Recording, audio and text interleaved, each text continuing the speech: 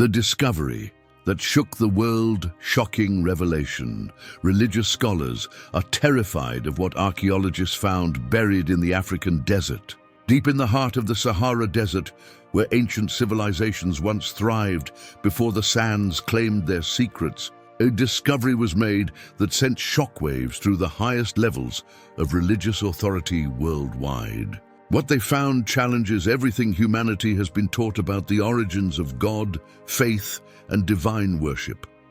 This isn't just another archaeological find. This is evidence of a divine being so ancient, so powerful, that every major religion on earth borrowed from his teachings and then deliberately erased his existence from history. The discovery began when satellite imaging revealed unusual geometric patterns beneath the desert sands in a remote region between Egypt and Sudan. When the excavation team finally broke through the hardened earth, they uncovered something that defied all expectations. A massive temple complex that predated the pyramids, the Tower of Babel, and every known religious structure by thousands of years. But the real shock came when they found the inscriptions carved into walls made of a mysterious black stone that seemed to absorb light. Were detailed accounts of a god whose teachings would later appear in Judaism, Christianity, Islam, Buddhism, and Hinduism. The same moral codes, the same spiritual principles, the same promises of salvation, all attributed to a single African deity whose name had been systematically removed from every religious text in human history. The team of international scholars who translated these inscriptions were sworn to secrecy, but whispers began to leak from the highest corridors of the Vatican. The Council of Islamic Scholars and major theological institutions around the world. Emergency meetings were called. Ancient archives were hastily sealed. Religious leaders who had never agreed on anything suddenly found themselves united in one terrifying realization.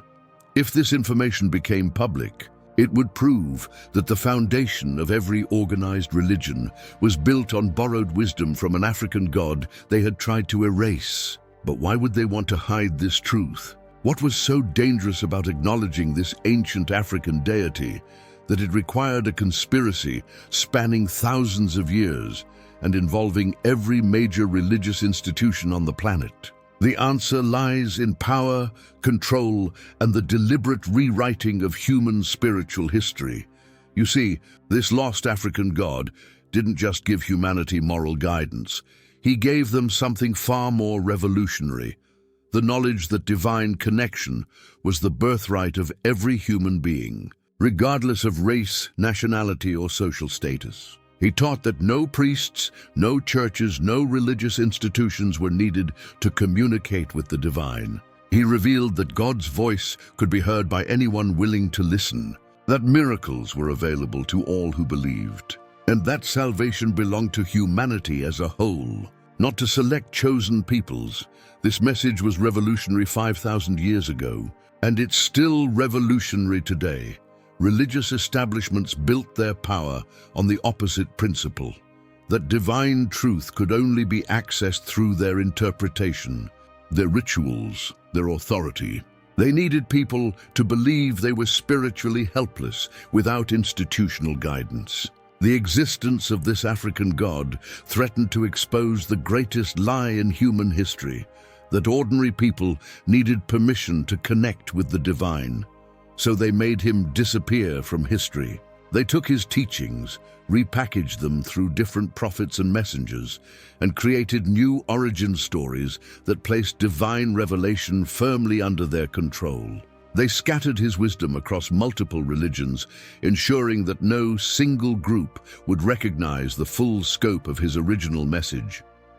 The plan worked perfectly for thousands of years, until now, because the inscriptions in that desert temple reveal not just this god's teachings, but also his promise that in humanity's darkest hour, when false religious systems had led the world to the brink of spiritual destruction, his truth would resurface. The real divine message would be restored, and humanity would remember who they really are. The religious authorities know what's coming. They can feel the awakening beginning. People all over the world are starting to question, to seek, to demand answers that go beyond the sanitized stories they've been fed for generations. That's why they're so terrified of this discovery. Because once people learn about the lost African god and realize how his original teachings were stolen and rebranded, nothing will ever be the same again. The cover-up that has lasted for millennia is finally cracking. And what's about to be revealed will change everything you thought you knew about God, faith, and your own spiritual power. But this ancient deity left behind more than just inscriptions. He left behind something that would prove his divine nature beyond any doubt, something that religious authorities have been desperately searching for and hoping to destroy before anyone else could find it. What they discovered next in that temple would shake the foundations of human belief forever. The sacred chamber, what they found in the hidden chamber will make your blood run cold. The excavation team thought they had seen everything when they uncovered the temple inscriptions. They were wrong. Dead wrong. 3 weeks into the dig, ground-penetrating radar detected a sealed chamber 200 feet beneath the main temple floor. The stone slab covering the entrance was unlike anything they had ever encountered. It appeared to be made of a single piece of crystalline rock that seemed to emit a faint, pulsing glow in complete darkness. When they finally managed to move the massive seal, the first thing that hit them was the smell. Not the musty odor of ancient decay you'd expect from a tomb that had been sealed for millennia, but something else entirely. The sweet, intoxicating fragrance of flowers that couldn't exist, in the middle of a desert wasteland. But that was just the beginning of the impossibilities they were about to encounter. The chamber itself defied every law of physics and archaeology. Despite being buried under sand for thousands of years, the air inside was fresh and breathable. The walls were covered with hieroglyphs that seemed to shift and change when viewed from different angles, telling different parts of the same incredible story. And in the center of the room sat something that made the international team of scientists question their sanity.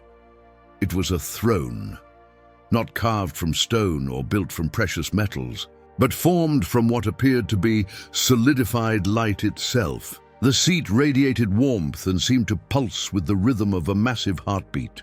Surrounding the throne were 7 pillars, each one containing artifacts that would later prove to be the most important religious discoveries in human history. The first pillar contained stone tablets covered in text that matched passages from the Torah, but these tablets were carbon dated to be 3,000 years older than Moses supposedly received the 10 Commandments. The second held scrolls with teachings identical to those attributed to Jesus Christ, written in languages that predated the New Testament by 2,000 years. The third contained Buddhist principles that preceded Buddha's birth by a millennium, pillar by pillar. They uncovered proof that every major religious revelation in human history had originated from this single source. This lost African god whose name had been systematically erased from every holy book on earth. But the most shocking discovery was yet to come.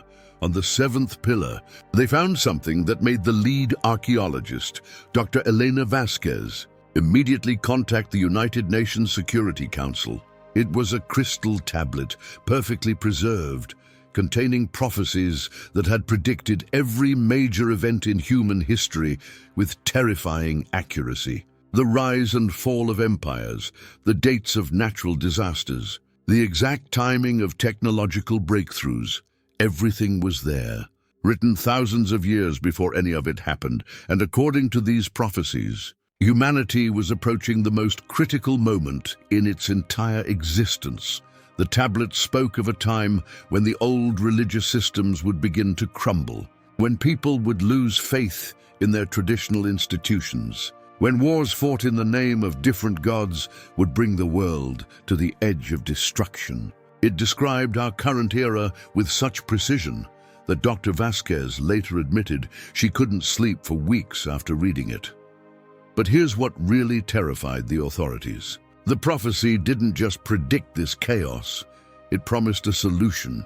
According to the crystal tablet, the lost African god had left behind more than just teachings and predictions. He had left behind a part of himself, a divine essence that would awaken in humanity when the time was right. This essence wouldn't come through churches or mosques or temples. It wouldn't require priests or pastors or religious hierarchies. It would awaken directly in the hearts and minds of ordinary people all over the world.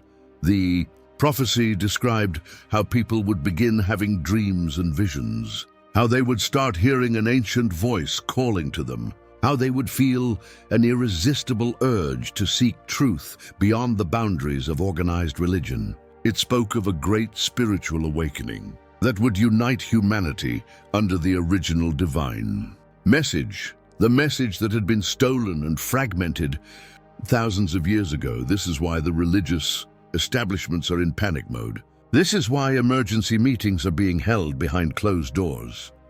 This is why ancient archives are being sealed and researchers are being silenced. Because if the prophecy is true, their time is almost up.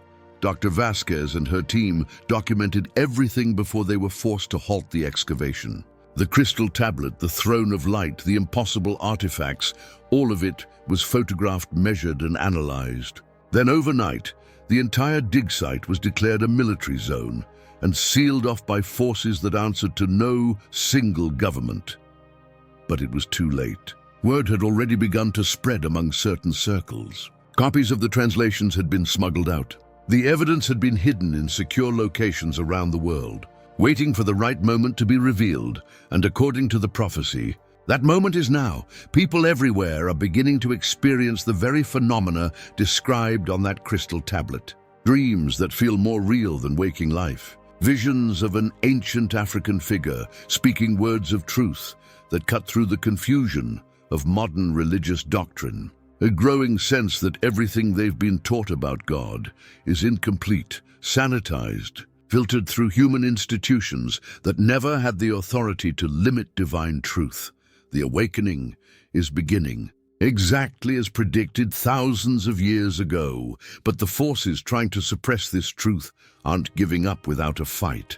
They know what's at stake. They know that once humanity rediscovers its direct connection to the divine, once people realize they don't need permission to commune with God, the entire structure of organized religion will collapse.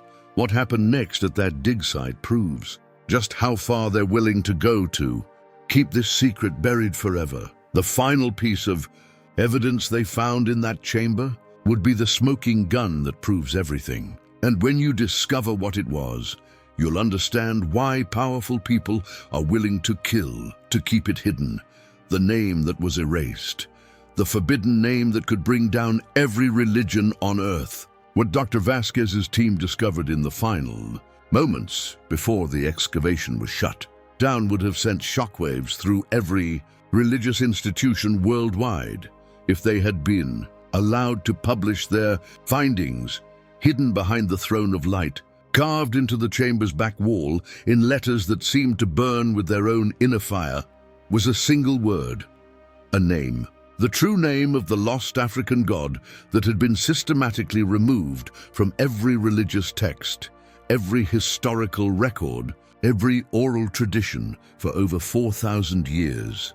When Dr. Vasquez first laid eyes on those glowing letters, she felt something she would later describe as divine electricity coursing through her entire body. The name wasn't just written on the wall, it was alive, pulsing with an energy that made the very air in the chamber vibrate with power. But here's what made this discovery so dangerous. The moment she spoke that name aloud, everything changed. The hieroglyphs on the walls began moving, rearranging themselves into new messages. The artifacts in the 7 pillars started glowing brighter. And most impossibly of all, Dr. Vasquez began to hear a voice, ancient, powerful, unmistakably divine, speaking directly into her mind. The voice told her things that would later prove to be absolutely true. It revealed the exact locations of other hidden temples across Africa. It explained the real reasons behind historical events that had puzzled scholars for centuries. It showed her how every major religion had borrowed pieces of the original divine message while deliberately concealing its true source. But most importantly, it told her why this name had been erased from human memory. You see, this wasn't just any ordinary name. In the original divine language, the first language ever spoken by conscious beings, names weren't just labels. They were keys. Speaking the true name of a divine entity didn't just identify them. It activated their power, opened a direct channel of communication, and granted access to their wisdom. The religious authorities who came after this African god understood this principle perfectly. They knew that as long as people remembered his true name, they would be able to bypass every church, temple, mosque, and religious institution to connect directly with divine truth. So they didn't just hide his teachings, they performed the most elaborate spiritual theft in human history. They stole his name and gave it to other gods. Research teams' linguistic analysis revealed something that would make your head spin. That sacred name, when broken down into its original components, appears in disguised forms throughout every major religion. The Hebrew names for God contain fragments of it. The Arabic names for Allah incorporate pieces of it. Even the Sanskrit names for various Hindu deities carry echoes of the original. They took one divine name and scattered it across dozens of religious traditions, ensuring that no single group would possess enough pieces to reconstruct the whole. It was the ultimate divide and conquer strategy implemented on a spiritual level. But they made one critical mistake. The lost African god had foreseen this theft. The crystal prophecies revealed that he had deliberately embedded the complete name in a place where future generations would eventually find it, carved in stone, protected by the desert, waiting for the time when humanity would be ready to reclaim its stolen spiritual heritage. When Dr. Vasquez spoke that name in the chamber, she wasn't just reading ancient text. She was performing the first complete divine invocation in over 4,000 years. She was reopening a channel of communication that religious authorities had spent millennia trying to seal forever, and the lost African god answered. What? He told her in those final moments, before the site was militarized, would explain everything. Why the great religions of the world all emerged around the same time period. Why they share so many fundamental similarities despite claiming to be independent revelations. Why certain knowledge appears across cultures that should have had no contact with each other. It was all part of the same cosmic plan.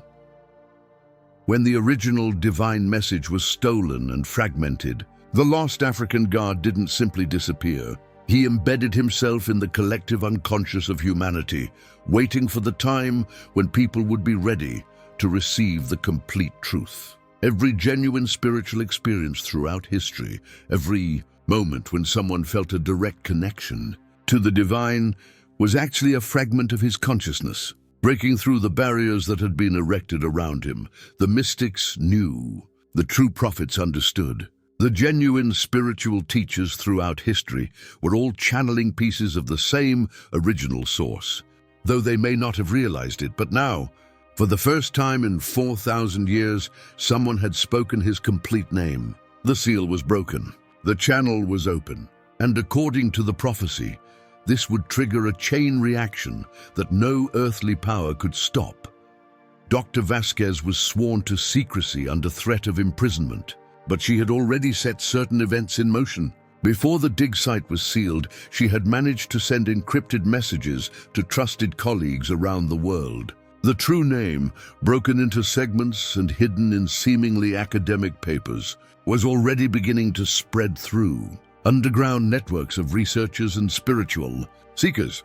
And something incredible was happening. People who received even fragments of the name reported life-changing spiritual experiences, dreams of an ancient African figure speaking words of profound wisdom, sudden clarity about questions that had plagued them for years, an overwhelming sense of coming home to a truth they had always known but never been able to articulate.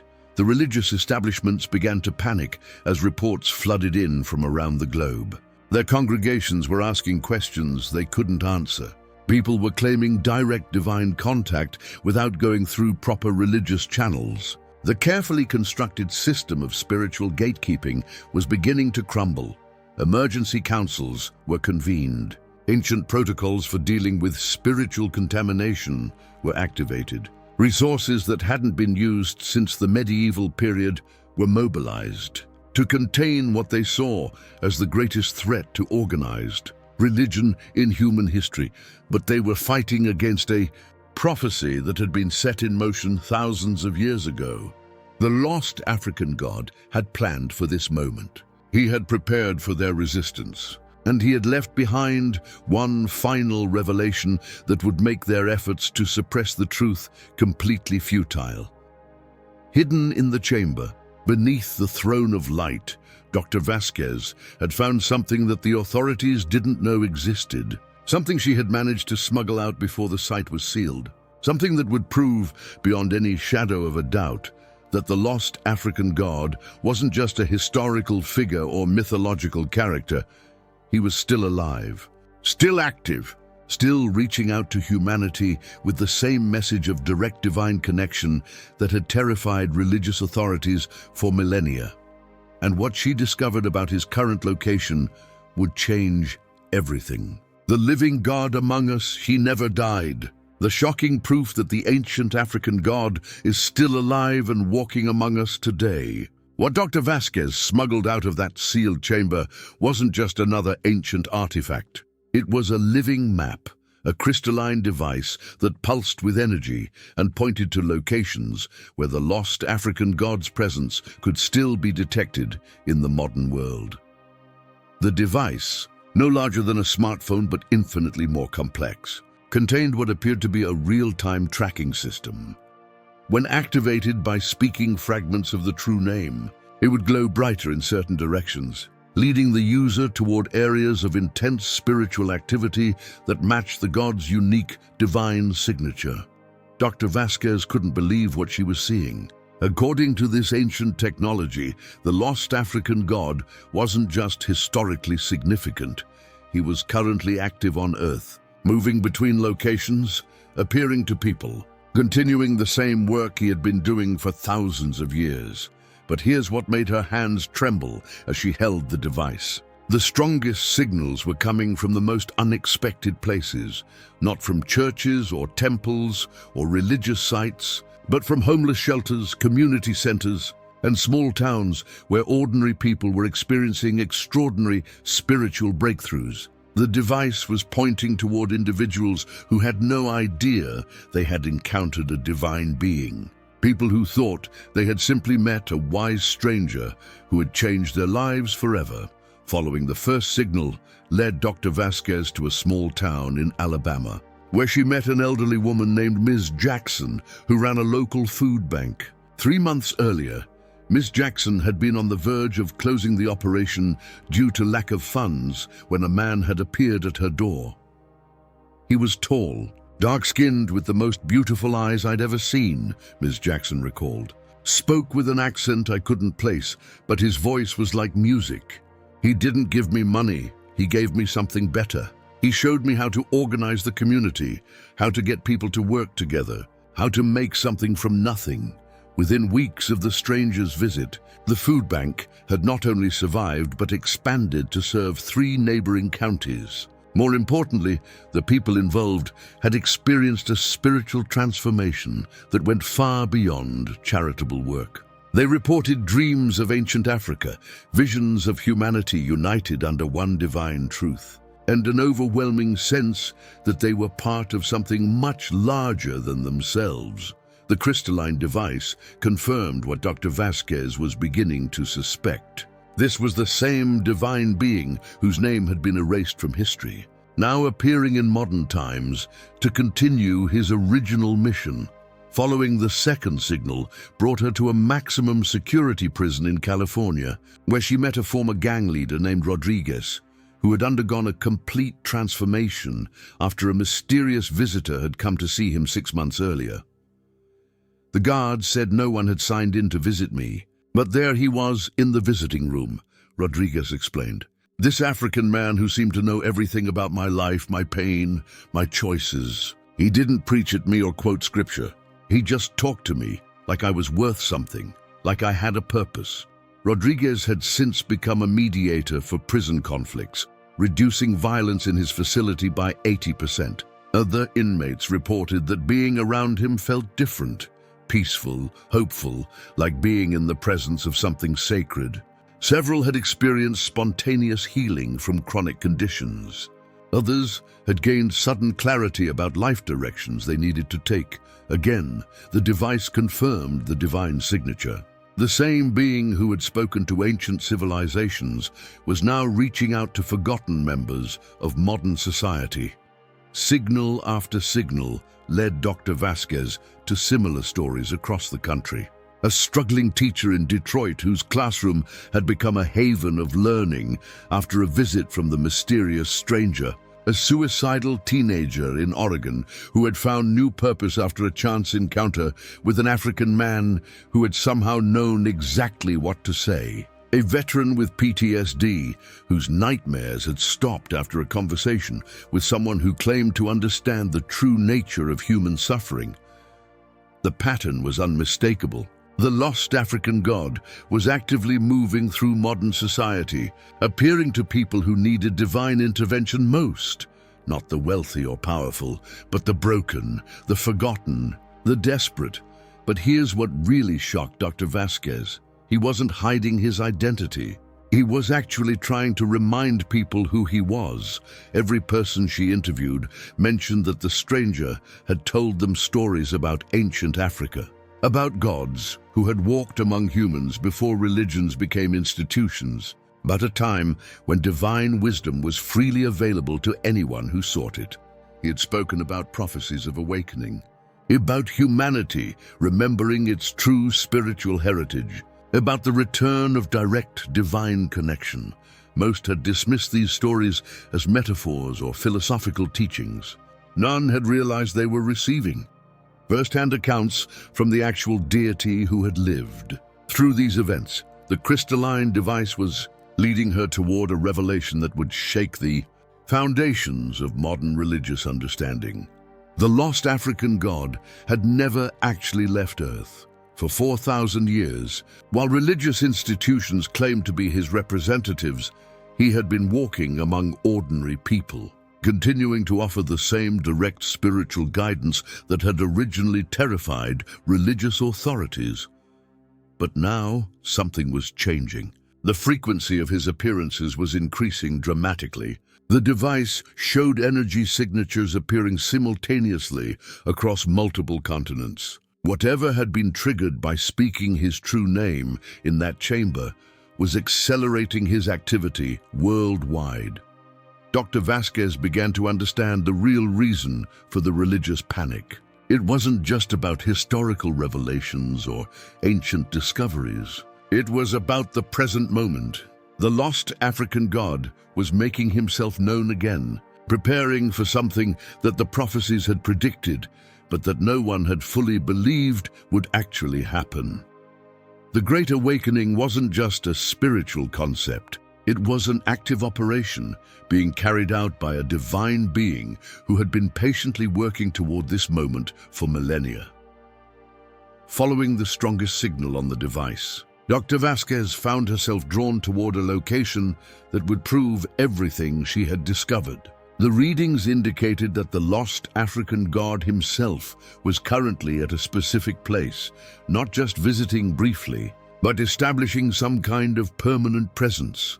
When she arrived at those coordinates and saw what was there, she realized that humanity was about to witness something that hadn't happened in over 4,000 years, the public return of the original divine messenger, ready to reclaim his teachings and reveal the complete truth that had been stolen and hidden for so long. What she found there would prove that everything the religious authorities feared was about to come true. The divine revelation impossible. What happened next will make every religious leader on earth tremble with fear. The coordinates led Dr. Vasquez to an abandoned warehouse in Memphis, Tennessee. From the outside, it looked like any other forgotten building in an industrial district. Rusted metal siding, broken windows, weeds growing through cracked concrete. But the crystalline device in her hands was pulsing so intensely it was almost burning her palms. As she approached the entrance, she noticed something that made her heart race. Despite the building's decrepit appearance, there was music coming from inside. Not modern music, but something ancient and haunting that seemed to resonate in her bones. Voices were singing in languages she had never heard but somehow understood. Harmonies that carried emotions too complex for words. The door wasn't locked. It wasn't even fully closed. Inside, Dr. Vasquez discovered something that defied every assumption about modern spirituality. The warehouse had been transformed into a gathering space unlike anything she had ever seen. Hundreds of people from every imaginable background sat in concentric circles around a central area where a fire burned without any visible fuel source, casting light that seemed warmer and brighter than physics should allow. But it wasn't the impossible fire that stopped her breathing. It was the figure standing beside it. He was exactly as every witness had described, tall, with dark skin that seemed to hold depth like the night sky, eyes that carried the weight of millennia, and a presence that made the air itself feel different. When he looked at her across the crowd, Dr. Vasquez felt like every secret she had ever carried was suddenly visible. Every question she had ever had was about to be answered. "Dr. Elena Vasquez," he said, and his voice carried clearly across the warehouse without amplification. "The one who spoke my name after 4,000 years of silence. Welcome."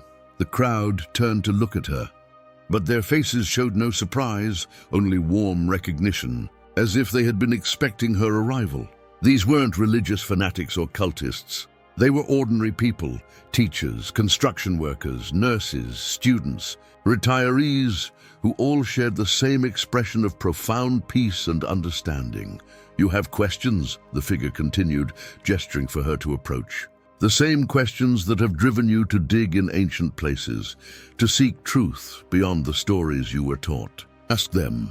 Dr. Vasquez found herself walking forward without conscious decision, the crystalline device still pulsing in her hands. When she reached the circle of firelight, she managed to speak the question that had been burning in her mind since that day in the desert chamber. "Who are you really? And why did they try to erase you from history?"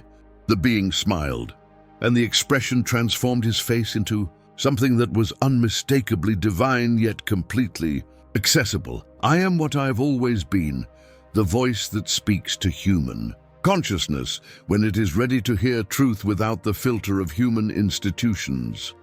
Your people gave me many names over the millennia, but names are just sounds. What matters is what I represent, the direct connection between divine wisdom and human hearts." He gestured to the people around them. "These souls didn't come here because they were recruited or converted. They came because they heard the same call you heard when you spoke my name. The awakening that was prophesied has begun." Dr. Vasquez looked around the circle and recognized some of the people she had interviewed. Ms. Jackson from the food bank, Rodriguez from the prison, the teacher from Detroit. But there were hundreds of others, all radiating the same quiet confidence and spiritual clarity. "The religious institutions, you know," the being continued, "were created when humans decided that divine truth was too dangerous to be freely available. They took my teachings, divided them into competing systems, and convinced people that spiritual connection required their permission, their interpretation, their control." The fire flared brighter, and in its light, Dr. Vasquez saw images forming, scenes from ancient history that showed the systematic suppression of direct spiritual experience, the establishment of religious hierarchies, the transformation of divine wisdom into institutional power. But divine truth cannot be contained forever. It flows like water, finding cracks in every system built to contain it. For 4,000 years, I've worked through individuals who were open to direct connection, mystics, visionaries. People your institutions dismissed as heretics or madmen.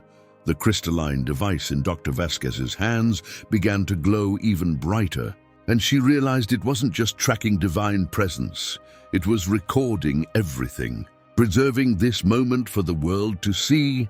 Now the time has come for the complete restoration of what was stolen. Not through new institutions or religious movements, but through individual awakening. Each person who remembers their direct connection to divine wisdom becomes a beacon for others. The network grows organically, naturally, unstoppably.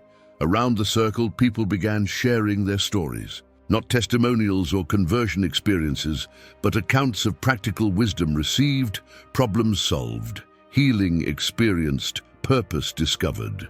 Each story was different, but all carried the same theme: direct divine guidance that bypassed every religious intermediary. This is what they fear. The being explained to Dr. Vasquez, not ancient history or archaeological discoveries, but present reality. People discovering that they don't need permission to commune with the divine. Communities forming around shared spiritual truth rather than inherited doctrine. The end of their monopoly on access to God. The fire in the center of the circle began to pulse in rhythm with something Dr. Vasquez gradually realized was her own heartbeat. The device in her hands was no longer just recording, it was transmitting, broadcasting this moment to other locations around the world where similar gatherings were taking place. The awakening is not happening in one place or through one group, the being continued. It is emerging simultaneously wherever people are ready to remember who they really are. Memphis, Lagos, Mumbai, São Paulo, London, the same recognition is dawning in human consciousness everywhere. Dr. Vasquez understood that she was witnessing the beginning of the most significant spiritual transformation in human history. Not a new religion, but the end of religion as humanity had known it. The return to direct divine connection that had existed before institutions claimed ownership of spiritual truth. But even as she marveled at what she was experiencing, Dr. Vasquez knew that powerful forces would not allow this awakening to proceed unchallenged. The religious and political establishments that had built their authority on spiritual gatekeeping would fight back with everything they had. What happened next would prove just how far they were willing to go to stop the return of humanity's original spiritual heritage. The war for human souls, they're coming. The terrifying lengths religious authorities will go to stop the awakening. 3 days after Dr. Vasquez witnessed the gathering in Memphis, the warehouse was raided by federal agents. But when they arrived with their warrants and weapons, they found nothing but an empty building and scorch marks on the concrete floor where the impossible fire had burned. The divine being and his followers had vanished without a trace, leaving behind only one thing: the crystalline device, placed deliberately where the authorities would find it. When the FBI's technical analysts tried to examine it, the device activated on its own, projecting holographic images that filled the entire warehouse with scenes of the awakening happening worldwide.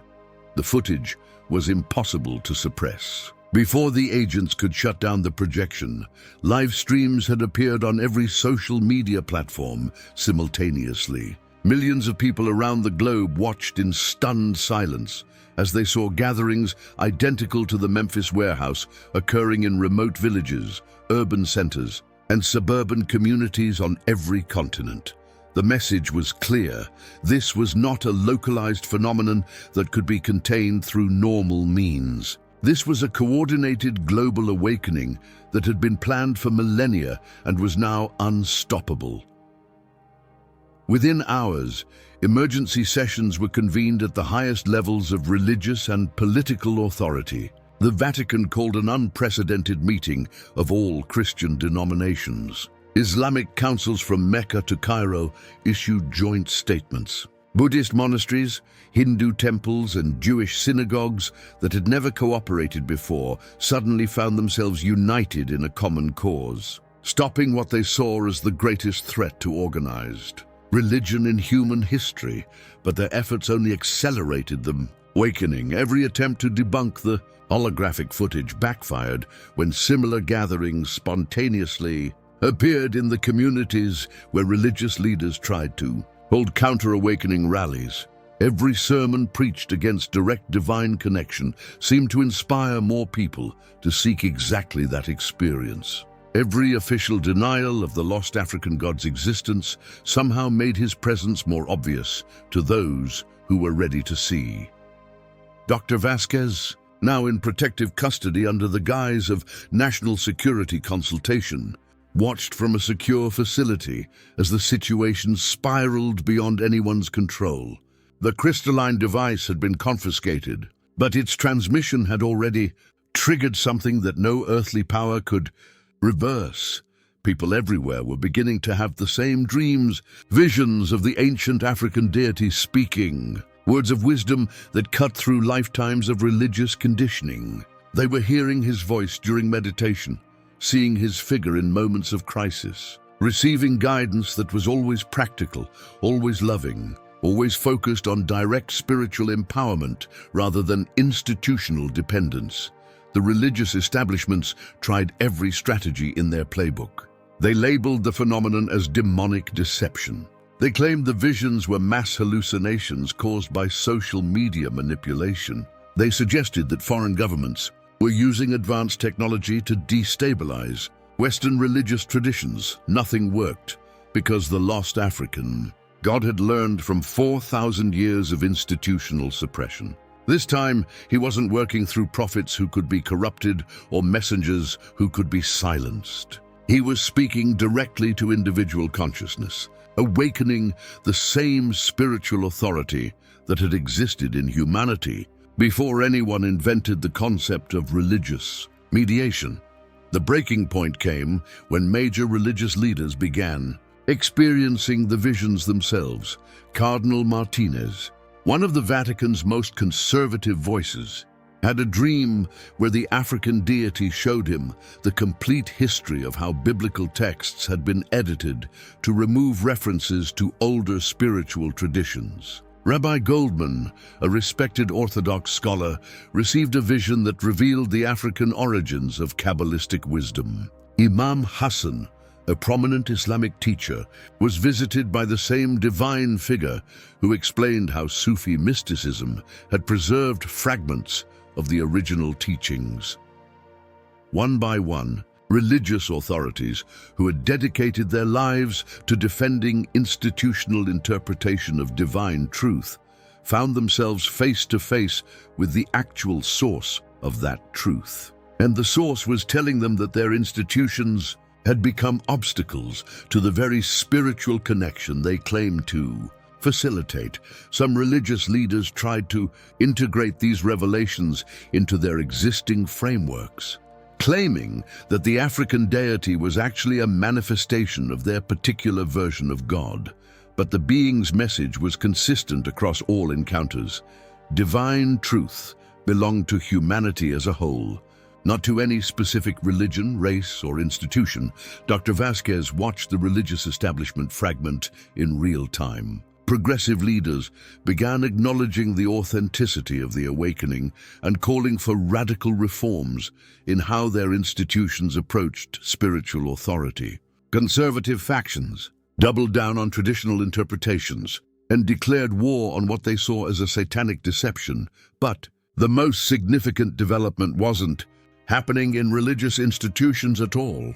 It was happening in the hearts and minds of ordinary people who were discovering that they had never needed institutional permission to connect with divine wisdom. Communities that had been divided by religious differences found themselves united around shared spiritual experiences. People who had felt alienated from traditional faith discovered a direct connection to divine love that bypassed every theological complication. Individuals who had given up on spirituality entirely found themselves drawn into experiences of transcendence that were undeniably real and immediately practical. The crystalline device had done more than just broadcast evidence of the awakening. It had somehow activated dormant spiritual capacities in anyone who witnessed its transmission.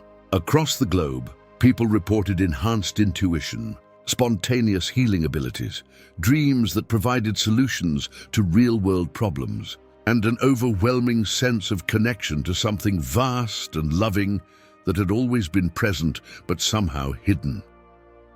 Religious authorities realized they were facing something unprecedented in human history, a mass spiritual awakening that was completely independent of their control and utterly resistant to their attempts at suppression. Desperate measures were authorized. Ancient protocols that hadn't been used since the medieval period were activated. Resources that most people didn't know existed were mobilized for what certain factions saw as a holy war against spiritual independence. But they had made a critical miscalculation. They were fighting against a divine being who had been preparing for this moment for 4,000 years, who understood their tactics better than they understood them themselves, and who had already won the only victory that truly mattered, the awakening of human consciousness to its own inherent spiritual authority. What happened next would prove that no earthly power, no matter how ancient or entrenched, could stand against the return of humanity's original divine connection. The Great Restoration, the final revelation. What happens next will transform humanity forever. 6 months after the warehouse raid, the world had changed in ways that no government or religious institution could have predicted or prevented. The awakening that began with Dr. Vasquez, speaking an ancient name in a desert chamber, had become an unstoppable global transformation that was rewriting the very foundations of human spiritual experience. The lost African god strategy had been perfect in its simplicity. Instead of challenging religious institutions directly, he had simply offered people what those institutions had always promised but never delivered: genuine, direct, personal connection to divine wisdom. And once people experienced the real thing, the artificial substitutes became obviously inadequate. Churches that had once commanded thousands found their congregations dwindling as members discovered they could commune with the divine more effectively in their own homes, gardens, and communities. Temples that had charged fees for spiritual guidance watched their influence evaporate as people accessed unlimited wisdom through direct connection. Religious hierarchies that had claimed exclusive authority over divine interpretation found themselves irrelevant in a world where everyone had access to the source. But this wasn't the collapse of spirituality, it was its restoration to its original form. Dr. Vasquez, finally released from government custody when it became clear that suppression was impossible, documented the extraordinary developments happening worldwide. The crystalline device had been returned to her, along with a message that she was to serve as a bridge between the old world of institutional religion and the new reality of direct divine connection. What she discovered in her travels was a planet in the early stages of a spiritual renaissance that dwarfed every previous awakening in human history. In former war zones, communities that had fought for generations over religious differences were finding peace through shared spiritual experiences that transcended denominational boundaries. In poverty-stricken regions, people were discovering inner resources and practical wisdom that were transforming their material circumstances. In wealthy societies plagued by depression and meaninglessness, individuals were finding purpose and joy through connection to something greater than consumer culture. The lost African god appeared regularly now, no longer hidden or disguised, but openly present wherever people gathered with sincere intention to connect with divine truth. His teachings were consistent everywhere. Humanity had never been separated from divine wisdom. They had only been convinced that separation existed by institutions that profited from their spiritual dependence. You were born with the same divine spark that lives in every conscious being. He would tell gatherings around the world, no one can give it to you because you already have it. No one can take it away because it is who you are. The only thing that was ever needed was for you to remember. Religious leaders who had initially opposed the awakening found themselves with a choice: adapt to the new reality or become increasingly irrelevant. Many chose adaptation, transforming their institutions from gatekeepers of divine truth into facilitators of direct spiritual experience. Others continued to resist, but their opposition only highlighted the contrast between spiritual freedom and institutional control. The most remarkable development was the emergence of what people began calling divine democracy, communities organized around shared spiritual principles rather than hierarchical religious structures. These groups had no formal leaders, no required beliefs, no membership fees. They simply gathered to support each other's direct connection to divine wisdom and to implement the practical guidance they received. Crime rates plummeted in communities where these groups were active. Mental health improved dramatically among people who discovered their direct spiritual connection. Educational systems were revolutionized as children learned to access inner wisdom alongside traditional knowledge. Even environmental problems began resolving as people rediscovered their connection to the natural world through restored spiritual awareness. Dr. Vasquez realized she was witnessing the fulfillment of the ancient prophecies found in that desert chamber. The lost African god hadn't just returned to reclaim his stolen teachings. He had initiated the greatest spiritual evolution in human history, but perhaps the most profound change was in how people understood the nature of divine truth itself. Instead of competing religions claiming exclusive access to God, humanity was rediscovering that divine wisdom was a universal heritage available to anyone willing to listen. The same essential truths that had been fragmented across different religious traditions were being experienced directly by people from every background. This is how it was meant to be, the lost African god, explained to a gathering in Cairo that was simultaneously broadcast to similar groups worldwide. Before religions, before institutions, before anyone claimed to own divine truth, humans communicated directly with divine consciousness. That connection was never broken. It was only obscured. The crystalline device in Dr. Vasquez's possession continued to evolve, no longer just documenting the awakening, but somehow facilitating it. Anyone who held the device reported enhanced spiritual sensitivity and deeper access to inner wisdom. It had become a tool for accelerating human consciousness rather than simply recording it. As the first year of the Great Awakening concluded, Dr. Vasquez compiled her final report, not for any government or academic institution, but for humanity itself. The evidence was overwhelming. The return of direct divine connection was not only real, but irreversible. The age of spiritual gatekeeping was ending, and the age of universal divine communion was beginning. Religious institutions would continue to exist, but their role would be fundamentally transformed. Instead of claiming exclusive authority over divine truth, they would serve as resources for people exploring their own direct spiritual experiences. Instead of requiring belief in specific doctrines, they would offer tools and community for individual spiritual development. The lost African god had achieved something unprecedented in human history: the peaceful restoration of humanity's original spiritual heritage, without destroying the positive aspects of what had developed in the interim. The wisdom accumulated through millennia of religious exploration remained valuable, but it was no longer filtered through institutional control. Standing in the same warehouse in Memphis where she had first encountered the divine being, Dr. Vasquez watched as hundreds of people from every conceivable background shared their experiences of direct divine connection. The impossible fire still burned in the center of the circle, but now she understood that it had always been a symbol of the divine spark that burned within every human consciousness. The age of spiritual childhood is ending, the lost African god said as the gathering concluded. Humanity is ready to take responsibility for its own divine connection. The training wheels of institutional religion have served their purpose. Now you must learn to commune directly with divine wisdom and trust what you discover. As people began to leave, many stopped to thank Dr. Vasquez for her role in triggering the awakening.